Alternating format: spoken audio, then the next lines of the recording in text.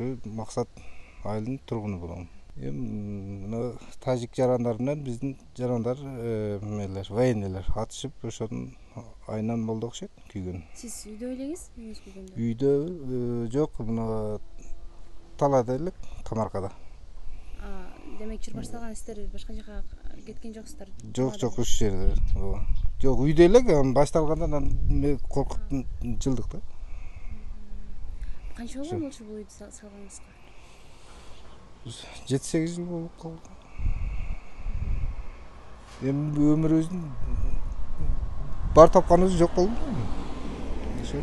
Ким менен жашачусуз бул жакта? Апам, семьям менен, анан бир жээним бар, аял бала чакасы менен. 2 семья жашашып элек да.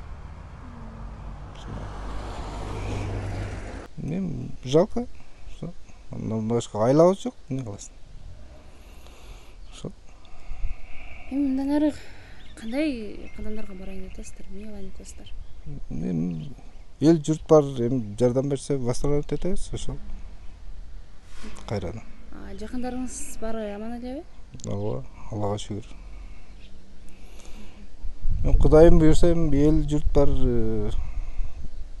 жардам берсе, бир кыргызбыз го. Канча бөлмөлүү үй болчу?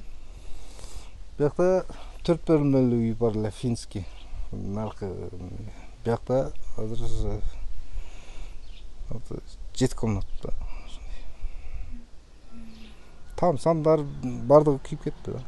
Документ машина нерде турчу, машинаны алып чыгып кетишиптир. Документтер ошонун ичинде эди, паспорт, права. Азыр каякта экени белгисизби? Жок. Эми атышканда эми билбесем эми. Так да, по-моему, интернетте да жүрүп аткан мародерство болгон да. Ошо. Апам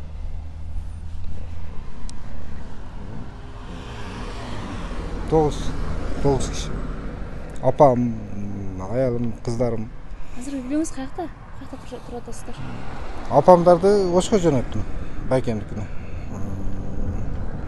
Бардыгы туугандардыкына жөнөттүм да, Байкендикине ошол. Ошто.